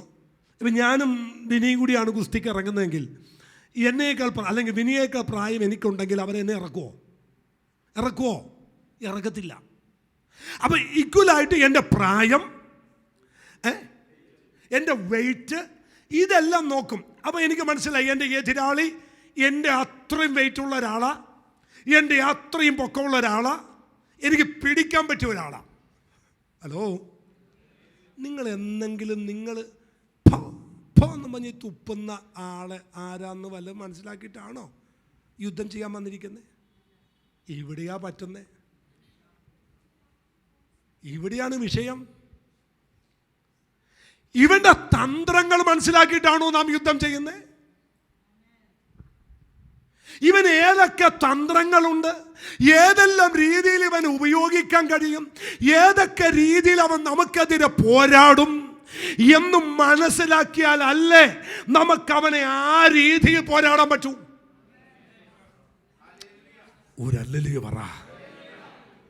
നമ്മുടെ സ്തോത്രം, നമ്മുടെ ചർച്ചിൽ ഇടയ്ക്ക് മീറ്റിങ്ങിന് വരുന്ന, യൂത്ത് മീറ്റിങ്ങിനൊക്കെ വരുന്ന ഒരു ചെറുപ്പക്കാരൻ പയ്യനുണ്ട്. നമ്മുടെ ഫോട്ടോ വെച്ചിട്ടുള്ള, നമ്മുടെ ഇവിടെ തൊട്ടടുത്ത് താമസിച്ച ടോമിയുടെ മകനാണ്. അവനാണ് ഇപ്പോൾ ഗുസ്തിയിൽ കേരളത്തിൽ നമ്പർ 1 ആയി നിൽക്കുന്നത്. നമ്മുടെ യൂത്ത് മീറ്റിങ്ങിന് ഇടയ്ക്ക് വരും. നമ്മുടെ പൊക്കം കൊണ്ട ടോമിയുടെ മകനാണ്. നമ്മുടെ യൂത്ത് മീറ്റിങ്ങിനൊക്കെ ഉണ്ട്. ഫേസ്ബുക്കിലൊക്കെ അവന് ഫേമസ്. നമ്മുടെ ഇവിടുത്തെ ഗുസ്തി ചാമ്പ്യനാണ് അവൻ. കേരള ലെവലിൽ അവനാണ് ആക്ടിങ്. ഇപ്പോൾ നിറനിൽക്കുകയാണ്. നല്ല താഴ്മയുള്ളൊരു പയ്യനാണ്. അപ്പോൾ ഒരിക്കൽ അന്ന് യൂത്ത് മീറ്റിങ്ങിന് ഇവിടെ വന്നപ്പോൾ എന്നോട് കുറേ സംസാരിച്ചു. ഇപ്പം നമ്മുടെ കഴിഞ്ഞ ദിവസം ഡൽഹി വെച്ചൊരു ഇതുണ്ടായിരുന്നു, അതിലവന് ഫസ്റ്റ് പ്രൈസാണ്. അപ്പം ഞാൻ ചോദിച്ചു, ഇവിടെ ഇത്രയും വലിയ ഇവരെയൊക്കെ എങ്ങനെയാണ് നീ അടിച്ചിടുന്നത്? അപ്പോൾ എന്നോട് പറഞ്ഞൊരു കാര്യമുണ്ട്, പക്ഷേ ഞങ്ങളെ ഗുസ്തി പഠിപ്പിച്ച ഞങ്ങളുടെ ആശാൻ, പുള്ളിക്ക് മാത്രമായൊരു ട്രിക്കുണ്ട്. എത്ര ബലവാനെയും നിമിഷ നേരം കൊണ്ട് തറ പറ്റിക്കുന്ന ഒരു ചെറിയ ട്രിക്ക്. അതവർക്കറിയത്തില്ല. ഞങ്ങളെ പിടിക്കും, ഞങ്ങൾ വിട്ടുകൊടുക്കും, ഞങ്ങളെ പിടിച്ച് കിടത്തും, മലർത്തും. പക്ഷേ ഇവൻ ഞങ്ങളെ മലർത്തുന്ന ഒരൊറ്റ സെക്കൻഡ് കൊണ്ട് ഞങ്ങൾ ഇവനെ തിരിച്ചടിക്കും. അപ്പോൾ ചോദിച്ചാൽ അതെന്ത് ട്രിക്കാണ്? അത് പറയത്തില്ലെന്ന് പറഞ്ഞു. ഞാൻ ഗുസ്തിക്കൊന്നും പോകുന്നില്ല, ഞാൻ പാസ്റ്ററല്ലേ. എന്നോട് ഇല്ല, പറയാനൊക്കത്തില്ല. കാരണം ഞങ്ങളും ആശാനും തമ്മിൽ അങ്ങനെ ഒരു കമ്മിറ്റ്മെൻ്റ് ഉണ്ട്. കാരണം ആശാൻ പറഞ്ഞിട്ടുണ്ട്, നിന്നെ പഞ്ചായത്തിന് വേണ്ടി കളിക്കാനല്ല ട്രെയിൻ ചെയ്യുന്നത്, നിന്നെ ലോകത്തിന് വേണ്ടിയാണ് ട്രെയിൻ ചെയ്യുന്നത്. അതുകൊണ്ട് ഞങ്ങൾ ജയിച്ച് കയറി വന്ന ഈ ട്രിക്ക് ഇത് നിനക്ക് സ്വന്തമാക്കാനുള്ളതാ. ദൂത് മനസ്സിലാകുന്നുണ്ടോ? ശത്രുവിൻ്റെ ബലം എത്ര വലുതുമാകട്ടെ, അവൻ്റെ തന്ത്രം മനസ്സിലാക്കിയ നിമിഷ നേരം മതി അവനെ തറപറ്റിക്കാൻ. ആമേൻ അല്ലേ? അവൻ്റെ തന്ത്രം നിങ്ങൾ മനസ്സിലാക്കിയാൽ എങ്ങനെയാണ് എന്നെ അവൻ ദുർബലനാക്കുന്നത്, എൻ്റെ ശക്തി എങ്ങനെയാണ് അവൻ ചോർത്തുന്നത്, എനിക്ക് ഇവനെ പിടിച്ചു നിർത്താൻ കഴിയാത്തതുപോലെ എനിക്കെതിരെയുള്ള ശത്രുവിൻ്റെ ആക്രമണം എങ്ങനെയാണ് എന്ന് മനസ്സിലാക്കിയാൽ നിങ്ങൾക്ക് ഇവനെ ജയിക്കാൻ എളുപ്പമാണ്. ആമേൻ. അതുകൊണ്ട് ഞാൻ നിങ്ങൾക്കൊരു ട്രിക്ക് പറഞ്ഞു തരാം. സന്തോഷമാണ്. മറ്റേ ആശാൻ പറഞ്ഞു കൊടുത്ത പോലെ ഞാൻ നിങ്ങൾക്കൊരു ട്രിക്ക് പറഞ്ഞു തരാം. ഇത് ആരോടും പറയരുത്, ഇത് നിങ്ങൾക്ക് വേണ്ടി മാത്രമുള്ളതാണ്. ജയിക്കണോ അല്ല തോറ്റ് താഴെ ഇരിക്കണോ? പറ. എനിക്ക് അവനെ ജയിക്കണമെന്ന് ഉറപ്പുള്ള എത്ര പേരുണ്ട്? ഒരു ഭയങ്കര ട്രിക്ക് പറഞ്ഞു തരാം. യാക്കോബിൻ്റെ ലേഖനം എടുത്താൽ മതി. അതൊരു ഭയങ്കര ട്രിക്കാണ്. ഇതിലൂടെ നിങ്ങൾ ഇന്ന് ജയിച്ചിരിക്കും. 4:7 എന്താണ് ആ സിമ്പിൾ എളുപ്പ വഴി അവന് ജയിക്കാൻ? നിങ്ങൾ ദൈവത്തിന് കീഴടങ്ങുവിൻ. അവനെ ജയിക്കാനുള്ള ഏക മാർഗം, അവനോട് പോരാടി നിൽക്കാനുള്ള ഏക മാർഗം, ഇവന്റെ മുമ്പിൽ കീഴടങ്ങിയാൽ അവിടെ നിങ്ങൾ എതിർത്ത് നിൽക്കും. മനസ്സിലാകുന്നുണ്ടോ? ഞാൻ ഒന്നുകൂടി പറയാം. വലിയവനായ ദൈവത്തിന്റെ മുമ്പിൽ നിങ്ങൾ കീഴടങ്ങിയാൽ ഉന്നതെന്ന് പറയുന്ന ശത്രുവിന്റെ മുമ്പിൽ നിങ്ങൾ ഉന്നതനായി തീരും. ദൈവത്തിന്റെ മുമ്പിൽ കീഴടങ്ങാൻ ഇന്ന് പകൽ നിങ്ങൾ തയ്യാറാണോ? ആരാധനയിൽ കീഴടങ്ങാൻ, നിങ്ങളുടെ വിശുദ്ധ ജീവിതത്തിൽ നിങ്ങൾ കീഴടങ്ങാൻ, നിങ്ങളുടെ വ്യക്തി സ്വഭാവത്തിൽ നിങ്ങൾ കീഴടങ്ങാൻ. ആർക്കും അടങ്ങത്തില്ല, ആർക്കും കീഴ്പ്പെടത്തില്ല. വചനം നിങ്ങളോട് അനുശാസിക്കുന്ന സകല രീതിയിലും നിങ്ങൾ കീഴ്പ്പെടാൻ ദൈവം മുമ്പിൽ തയ്യാറാണെങ്കിൽ നിങ്ങൾക്കെതിരെ നിൽക്കുന്ന വമ്പൻ ശക്തിയായ അന്ധകാര വ്യാപാരത്തെ ഇന്ന് നിങ്ങൾ നിഷ്പ്രയാസം നിങ്ങൾ ജയിക്കാൻ പോകുകയാണ്. ഇപ്പൊ നിങ്ങൾക്ക് മനസ്സിലായോ സിമ്പിൾ വേ എന്താന്ന്? ഒറ്റ മാർഗം നിങ്ങൾ ചെയ്താൽ മതി. അവനെ ജയിക്കാനുള്ള ഏക മാർഗം തമ്പുരാന്റെ മുമ്പിൽ എന്ത് ചെയ്യണം? കീഴടങ്ങണം. അങ്ങനെയാണെങ്കിൽ നിങ്ങൾക്ക് ഭൂതത്തെ പുറത്താക്കണോ? നിങ്ങൾക്ക് പിശാചിനെ പുറത്താക്കണോ? നിങ്ങൾക്ക് ദുരാത്മാക്കളെ പുറത്താക്കണോ? അതെല്ലാം സിമ്പിളായിട്ട് സംഭവിക്കും. ഒറ്റ കാര്യം ചെയ്താൽ മതി. തമ്പുരാന്റെ മുമ്പിൽ നിങ്ങൾ കീഴ്പ്പെട്ടാൽ മതി. ദൈവത്തിന്റെ മുമ്പാകെ നിങ്ങൾ കീഴടങ്ങിയാൽ മതി. ദൈവം മുമ്പിൽ കീഴടങ്ങുന്നവൻ പിശാചിനോട് എക്സ്ക്യൂസ് പറയത്തില്ല, പിശാചുമായി കോംപ്രമൈസിന് പോകത്തില്ല. അവനോട് എതിർത്ത് നിൽക്കുക തന്നെ ചെയ്യും. അമ്മേ, ഇനി അടുത്തൊരു കാര്യം നിങ്ങൾ ആ വാക്യത്തിനകത്ത് ശ്രദ്ധിക്കണമേ, എന്നോടൊപ്പം വരണേ. നിങ്ങൾ ദൈവത്തിന് കീഴടങ്ങുമ്പോൾ ദൈവം നിങ്ങളെ ശത്രുവിൻ്റെ മുമ്പിൽ നിൽപ്പാൻ യോഗ്യരാക്കും. ഒന്നുകൂടി പറയാം. നിങ്ങൾ ദൈവം മുമ്പിൽ കീഴടങ്ങുമ്പോൾ ഏത് ശത്രുവിൻ്റെ മുമ്പിലും നിങ്ങൾക്ക് പിടിച്ചു നിൽക്കാൻ ദൈവം നിങ്ങളെ ബലപ്പെടുത്തും. അങ്ങനെയാണെങ്കിൽ ആർക്കാണ് പിടിച്ചു നിൽക്കാൻ കഴിയാത്തത്? ആരാണ് പരാജയപ്പെട്ടു പോകുന്നത്? ആരാണ് അവൻ്റെ മുമ്പിൽ തലകുനിച്ച് നിൽക്കുന്നത്? ഞാനൊരു കാര്യം ഒന്ന് പറയുമ്പോൾ നിങ്ങൾക്കത് മനസ്സിലാവും. ഹലോ മോനെ, നീ ബാലൻ, അവനോ ബാല്യം മുതൽ യോദ്ധാവ്. ആരുടെ ഹൃദയമാ ഉരുകാത്തെ? ആരാ ഭയപ്പെടാത്തെ? നിങ്ങൾ പറ. മോനെ, നീ ബാലൻ, അവനോ ബാല്യം മുതൽ യോദ്ധാവ്. പിന്മാറില്ലേ? പിന്മാറുമോ ഇല്ലയോ? മാറും. തോൾ പൊക്കമുള്ളവനും ഏറ്റവും ഉയരമുള്ളവനും കായിക ബലമുള്ള ഇസ്രായേൽ മക്കളിൽ ഏറ്റവും തോൾ പൊക്കമുള്ള ശൗല് മാറി നിൽക്കുന്നു. ബാല്യക്കാരനായ നീ ബാല്യം മുതൽ യോദ്ധാവായി അവൻ്റെ മുമ്പിൽ പോണോ? പക്ഷെ അവിടെ ദാവീദ് പറയുന്നൊരു സാക്ഷ്യം, രാജാവേ, 2 കൊച്ചു സാക്ഷ്യങ്ങൾ ഞാൻ അങ്ങയോട് പറയട്ടെ. പറഞ്ഞു. ഒരിക്കൽ അപ്പൻ്റെ ആടുകളെ കൊണ്ട് പോകുമ്പോൾ ഒരു സിംഹം വന്നു, അടിച്ചു കൊന്നു ഞാൻ. രണ്ടൊരിക്കൽ പോയപ്പോൾ ഒരു കരടി വന്നു, വലിച്ചു ഞാൻ കീറിയതിനെ. വലിച്ചു ഞാൻ കീറി. അല്ലയോ രാജാവേ, അവൻ നിന്ദിക്കുന്ന ഇസ്രായേൽ നിരകളുടെ ദൈവമായ യഹോവയെ ഞാൻ ഉയർത്തും. അവനെ എൻ്റെ കയ്യിൽ എൻ്റെ ദൈവം ഏൽപ്പിക്കും. അതിൻ്റെ അർത്ഥം എന്താണെന്നറിയോ? കഴിഞ്ഞ കാലമൊക്കെയും ബാല്യം. അങ്ങ് എന്നോട് പറഞ്ഞില്ലേ നീ ബാല്യമാന്ന്. അതേ രാജാവേ, എൻ്റെ ബാല്യം മുഴുവൻ ഞാൻ തമ്പുരാൻ്റെ മുമ്പിൽ കീഴടങ്ങി ജീവിച്ചവനാ. വനാന്തരത്തിലായപ്പോഴും എൻ്റെ ദൈവത്തിൻ്റെ മുമ്പിൽ കീഴടങ്ങി ജീവിച്ചവനാണ് ഞാൻ. യഹോവ എൻ്റെ ഇടയനെന്ന് കാട്ടിൽ പറഞ്ഞെങ്കിൽ കൊട്ടാരത്തിലും എനിക്ക് പറയാൻ കഴിയും.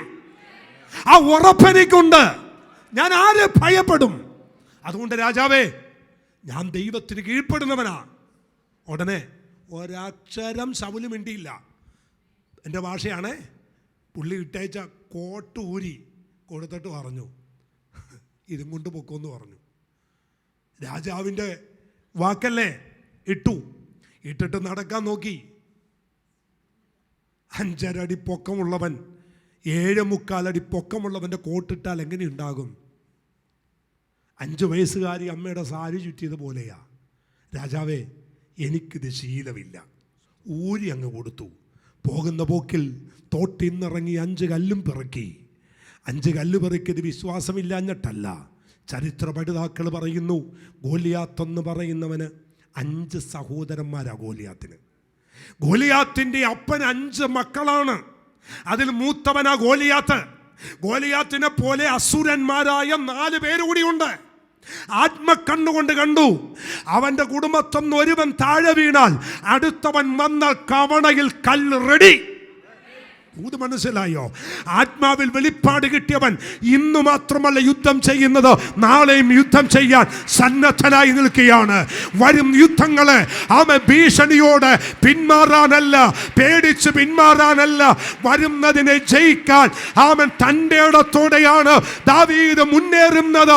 ദാവീദ് പറയുന്നു, വരട്ടെ.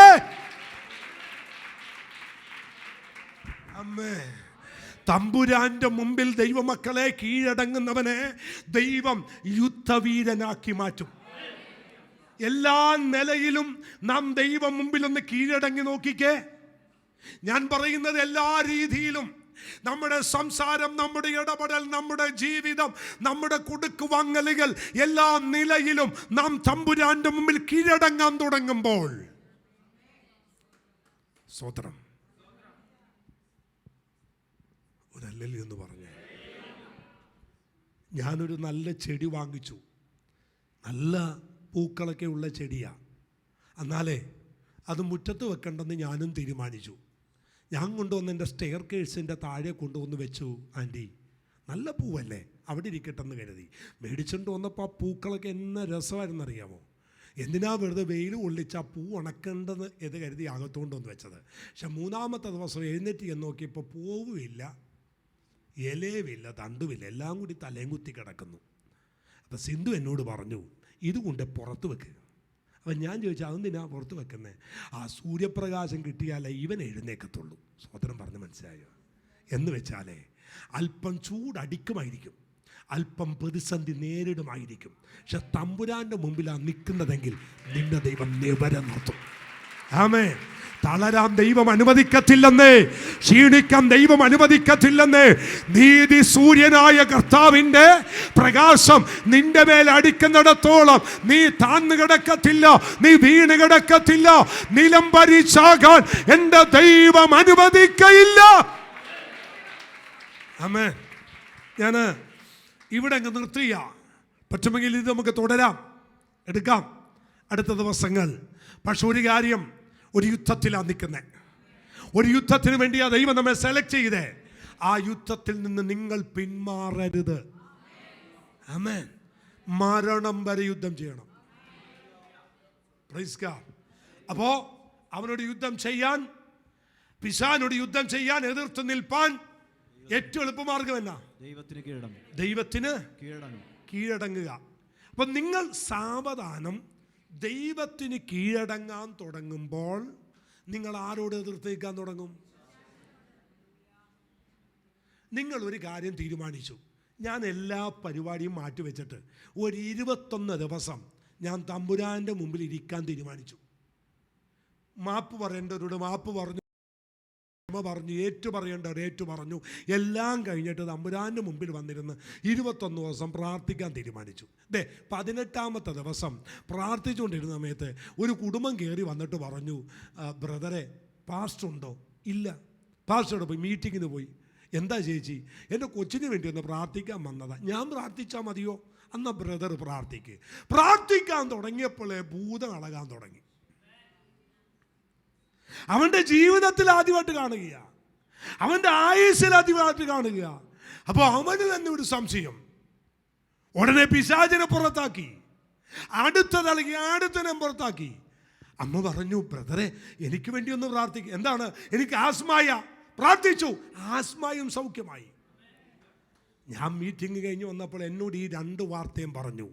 അന്ന് എനിക്ക് മനസ്സിലായി, ഇവൻ ദൈവത്തിന് കീഴടങ്ങാൻ തുടങ്ങിയപ്പോൾ ഇവൻ പിശാചിനോട് എതിർത്ത് നിൽക്കുന്ന ശക്തി ഇവന് മേൽ വരാൻ തുടങ്ങി. ഇതാണ് ഞങ്ങളിലൊക്കെ സംഭവിച്ചത്. നിങ്ങളെക്കാൾ ഞങ്ങൾക്ക് പ്രത്യേകത ഒന്നുമില്ല. പക്ഷേ ജോഷി പാസ്റ്ററിനോടൊപ്പം ഞങ്ങളുടെ ദൈവദാസനോടൊപ്പം ഉപവസിക്കുകയും പ്രാർത്ഥിക്കുകയും ചെയ്ത് പായലിരുന്ന് കരയാൻ തുടങ്ങിയപ്പോൾ എന്തൊക്കെയോ ദൈവം ഞങ്ങളുടെ ജീവിതത്തിൽ ചെയ്യാൻ തുടങ്ങി. കയറി നിന്നപ്പോൾ വചനം തരാൻ തുടങ്ങി. ആമൻ ശുശ്രൂഷ ചെയ്തപ്പോൾ പ്രവചിക്കാൻ തുടങ്ങി. പോയിടത്തേക്ക് ഭൂതങ്ങൾ പുറത്താകാൻ തുടങ്ങി. രോഗികളൊക്കെ സൗഖ്യമാകാൻ തുടങ്ങി. രാജ്യത്തിൻ്റെ വാതിലൊക്കെ തുറക്കാൻ തുടങ്ങി. ഒറ്റ കാര്യം സംഭവിച്ചു, ദൈവത്തിന് കീഴടങ്ങിയാൽ മതി. നമ്മുടെ കണ്ണടയ്ക്കാം, ഒരു നിമിഷം ഒന്ന് പ്രാർത്ഥിക്കാം. എല്ലാ കണ്ണുകളും ദൈവസേന അടയട്ടെ. ഈ രാത്രി പോകുമ്പോൾ പ്രാർത്ഥനയോടെ വേണം പോകാൻ. എനിക്ക് അവൻ്റെ മുമ്പിൽ കീഴടങ്ങണം. ആരുടെ? തമ്പുരാൻ്റെ മുമ്പിൽ. തമ്പുരാൻ്റെ മുമ്പിൽ കീഴടങ്ങിയിട്ട് പിശാചിനോട് എനിക്ക് എതിർത്ത് നിന്ന് യുദ്ധം ചെയ്യണം. അതുകൊണ്ട് അവൻ്റെ കാര്യങ്ങൾ എന്തൊക്കെയാണ്, അവൻ്റെ തന്ത്രം എന്തൊക്കെയാണ്, ഇതൊന്ന് പഠിച്ച് മനസ്സിലാക്കാൻ ദൈവം കൃപ ചെയ്യട്ടെ. അവൻ കൊണ്ടുവരുന്ന ഒരു കാര്യവും ആമേൻ നമുക്കെതിരെ ഫലിക്കത്തില്ല. നമുക്കൊന്ന് പ്രാർത്ഥിക്കാം. കുമ്പളങ്ങിയിലുള്ള രജനിയുടെ കൂടെ വർക്ക് ചെയ്യുന്ന ഒരു ചെറുപ്പക്കാരൻ വളരെ സീരിയസ് ആയി ഹോസ്പിറ്റലിൽ അഡ്മിറ്റാണ്. നമ്മുടെ ബാബു രജനി സിസ്റ്ററിൻ്റെ കൂടെ വർക്ക് ചെയ്യുന്ന ഒരു ബ്രദറ്, വളരെ ചെറുപ്പക്കാരൻ, വളരെ സീരിയസ് ആയിട്ട് ഹോസ്പിറ്റലാണ്. നമുക്കൊന്ന് പ്രാർത്ഥിക്കാം. കർത്താവേ, ഞങ്ങൾ ഒരു മനസ്സോടെ കടന്നു വരികയാണ്. ഞങ്ങൾ ആ ചെറുപ്പക്കാരന് വേണ്ടി പ്രാർത്ഥിക്കുന്നു. വേഗത്തിൽ ഓടുന്ന അങ്ങയുടെ വചനം അഴച്ച് സൗഖ്യമാക്കണമേ കർത്താവേ. ഞങ്ങൾ ഈ ആലയത്തിൽ നിന്ന് പ്രാർത്ഥിക്കുന്ന സകല വിഷയങ്ങൾക്കും അങ്ങ് ഞങ്ങൾക്ക് മറുപടി തന്നുകൊണ്ടിരിക്കുകയാണ്. ഞങ്ങളത് കേട്ടും അനുഭവിച്ചു കൊണ്ടിരിക്കുന്നു. ഇന്ന് രാത്രിയിലും ഞങ്ങളെ ചെറുപ്പക്കാരന് വേണ്ടി പ്രാർത്ഥിക്കുമ്പോൾ യേശുപ്പച്ച അങ്ങയുടെ ആണിപ്പഴുതുള്ള കരം നിന്റെ മകനെ തൊടണമേ. ഈ രാത്രി തലവണ്ണയ്ക്ക് എല്ലാവരെയും അനുഗ്രഹിക്കണമേ. ഞങ്ങൾ ഇന്ന് രാത്രി ദൈവത്തിന് കീഴടങ്ങുന്നു. സമസ്തവും ഞങ്ങൾ തമ്പുരാൻ്റെ മുമ്പിൽ അടിയറ വയ്ക്കുന്നു. ഞങ്ങളുടെ ജീവിതത്തിൽ പിശാചിനോട് എതിർത്ത് നിൽപ്പാൻ കഴിയാതെ ഞങ്ങളുടെ ജീവിതത്തിൻ്റെ ബലഹീനതകളാണെങ്കിൽ അത്, ഞങ്ങളുടെ കൺമോഹമാണെങ്കിൽ അത്, ഞങ്ങളുടെ ജഡത്തിൻ്റെ ആസക്തിയാണെങ്കിൽ അത്, യേശുപ്പച്ച ഞങ്ങൾക്ക് അവനോട് എതിർത്ത് നിൽപ്പാൻ കഴിയാതെ ഞങ്ങളുടെ ജീവിതത്തിൽ ഉയർന്നു പൊങ്ങിയും വരുന്ന എന്തെല്ലാം ബലഹീനതകളുണ്ടോ അതെല്ലാം ഞങ്ങൾ ഏറ്റുപറഞ്ഞ് അങ്ങയുടെ മുമ്പിൽ ഞങ്ങൾ കീഴടങ്ങുന്നു.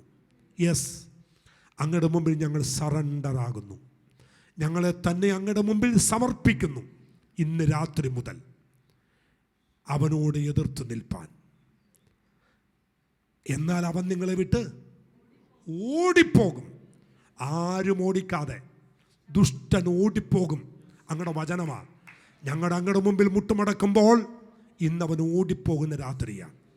മഹത്വമെല്ലാം അങ്ങേക്ക് ക്രിസ്തുയേശുവിൻ നാമത്തിൽ പിതാവേ. സകല ബുദ്ധിയും കവിയുന്ന ദൈവീക സമാധാനം നമ്മോടും നാം ഓർത്ത് പ്രാർത്ഥിച്ച എല്ലാ വിഷയത്തോടും സഭയോടും കർത്താവിൻ്റെ സാന്നിധ്യവും കൃപയും കർത്താവായ യേശു ക്രിസ്തുവിൻ്റെ മധ്യകാശവര വരെ ഉണ്ടായിരിക്കുമാറാകട്ടെ. അറുക്കപ്പെട്ട കുഞ്ഞാടിന് മഹത്വം. ആമേൻ. യേശുവേ വരണമേ. കർത്താവ് എല്ലാവരെയും ധാരാളമായി അനുഗ്രഹിക്കട്ടെ. പ്രാർത്ഥനയോടെ കടന്നു.